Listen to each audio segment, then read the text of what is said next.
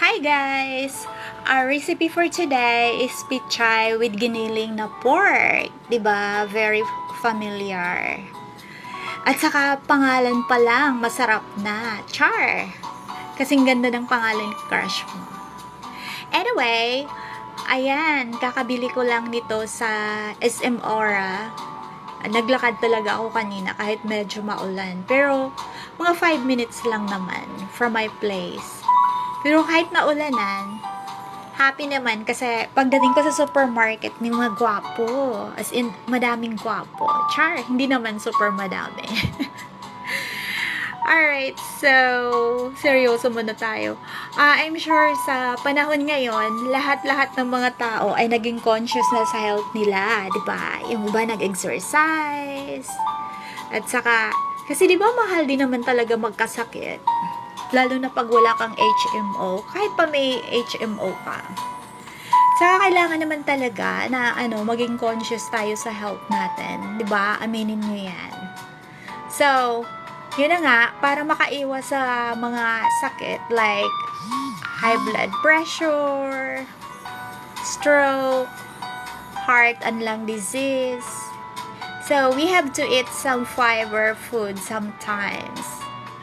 Di niyo ba alam guys na kung ano yung kinakain natin ay may iba-ibang side effect yun sa katawan natin?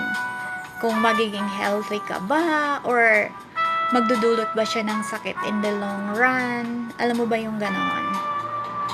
At ito talaga ang reason kung bakit sinishare ko ang luto ko kasi healthy talaga siya.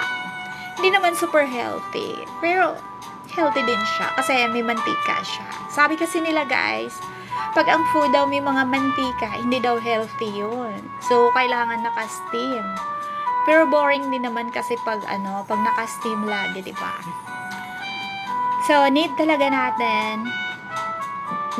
ng katawan natin ng madaming vegetables. At saka less sa mga karne para iwas sa cholesterol. Kaya ko nasabi, kasi compare nyo yung mga guys, yung older people sa probinsya at dito sa Manila. Di mo masyado narinig na may mga alam mo yung taga-probinsya na nagkasakit ng may mga high blood pressure or heart disease or lung disease dahil dead kasi talaga nila ang mga processed food. So, mga processed food kasi ay may mga chemicals or preservatives na nakakasira sa health natin. So, di natin alam mo yung super sarap tayo sa pagkain. Unconsciously, we are slowly killing ourselves every day. Alam mo yung ganon? Parang feeling mo, ang sarap naman ng mga pagkain na to. Saka inuulit-ulit mo pa nga everyday. Yun pala, parang unconsciously, parang unti-unti mo ring pinapatay ang sarili mo. Alam mo yung ganon. Oo. Tapos yun na nga, back sa food. Ayun. So, basic naman tong ginagawa ko. Ayan, mag-init ka lang ng mantika. Tapos pag uminit na siya, ilagay mo ang garlic or onion or kahit na ano-anong mga spices na gusto mo. Alam mo yung ganon.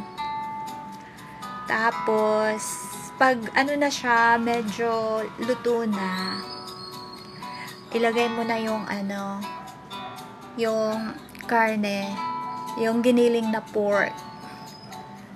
Tapos, mo lang siya. Alam mo yung antayin mo siya na lumambot. Tapos, lagyan mo siya ng mga soy sauce or asin. Alam niyo ba guys, okay lang naman walang soy sauce, okay lang pag asin. Parang alam mo yung kasing, the more na dinadamihan mo yung mga spices, parang the more tuloy na parang sinisira mo yung katawan natin. Kasi sabi nila yun daw yung nagbibigay ng sakit sa atin. O sige, asin na lang. Ang nilagay ko, iodized salt. Kaya nilagyan ko siya ng iodized salt. Tapos nilagyan ko din siya ng soy sauce.